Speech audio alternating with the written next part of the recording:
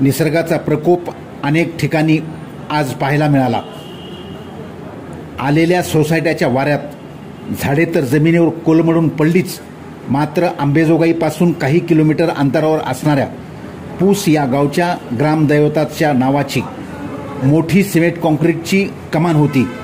ती कमानसुद्धा आजच्या वादळ वाऱ्यामध्ये जमिनीवर कोसळून पडली. 4 चाकी वाहन त्याच्या खाली उभे होते. या वाहनातील प्रवासी चहा प्यायला हॉटेलमध्ये गेले होते. त्यामुळे सुदैवाने कोणालाही या घटनेत इजा झाली नसल्याचे समजते. मात्र 4 चाकी गाडी पूर्ण चेंदामेंदा झाली आहे. वादळी वाऱ्यामुळे वरवटी गावातीलही अनेक नागरिकांच्या घरावरील पत्रे उडून गेल्याची माहिती मिळत आहे.